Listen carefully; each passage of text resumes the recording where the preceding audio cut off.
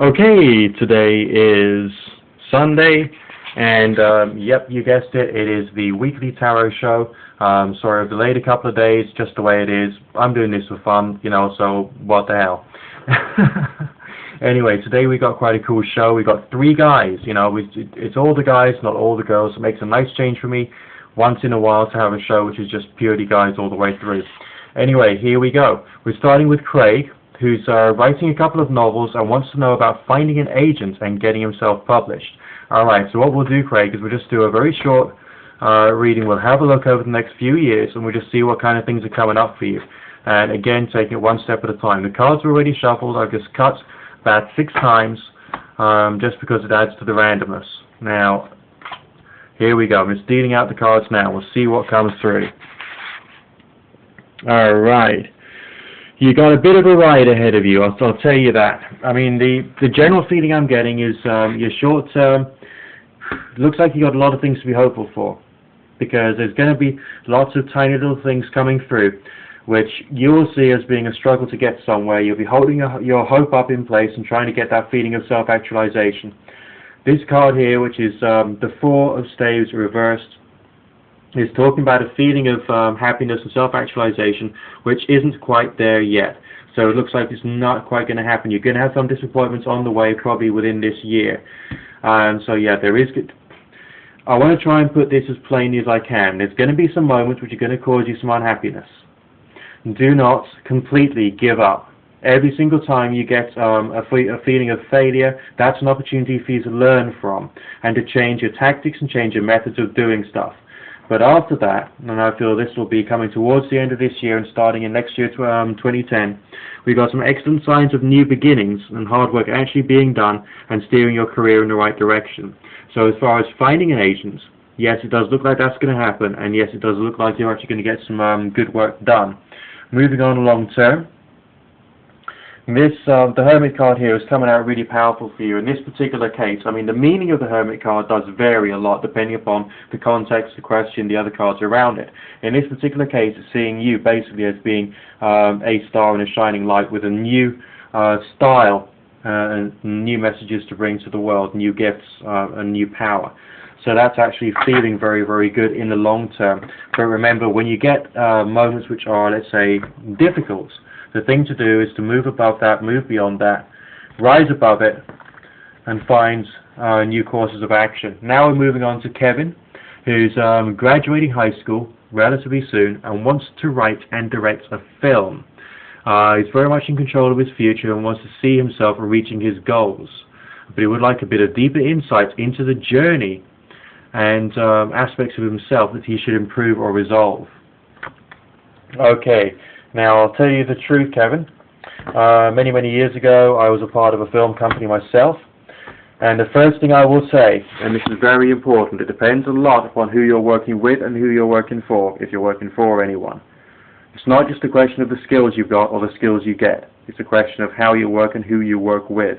And so it requires social skills, it requires business skills, and it requires keeping yourself on top of problems, seeing yourself as being the managing director or the CEO of your own life. That's the first thing you're going to have to work on no matter what. Okay, but let's just see what the reading says. And again, we'll try a similar methodology. We'll just have a look over the journey. Journeys are chronological, so we'll just see what this is talking about. Alright, now this is... The reason I'm saying this is a happy reading is because all the colors, the symbols, the feelings I'm getting are very spiritually driven. It's very much optimistic driven. All the colors are rather pastel-y. The whole feeling here is rather, you're in the right place, you're doing the right thing so that you can start to move your life onwards. I'm not going to guarantee that you're going to become the next Steven Spielberg. But we do have a sense of balance, a sense of spirituality connected with this filmmaking exercise. Pleasure from getting it. This is definitely going to move your life in the right direction. But it's going to be a very long-winded thing.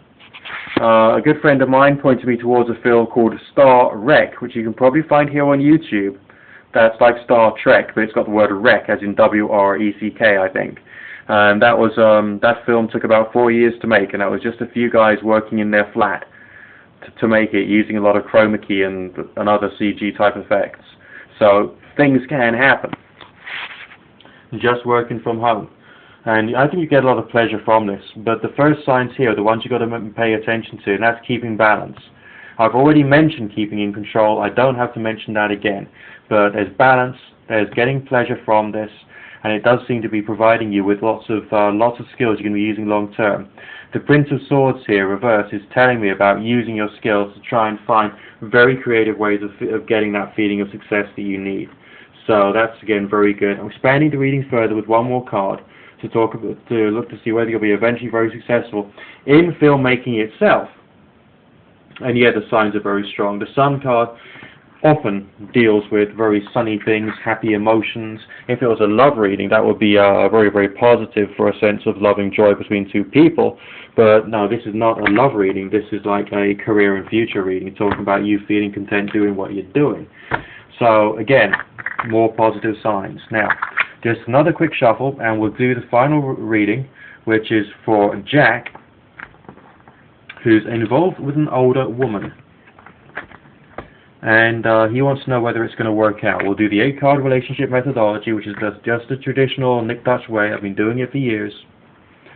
And we'll see what comes through. Okay, right now, listen, Jack, you may have a lot of love for her there, but there's someone else involved, which feels to me like possibly the ex coming back.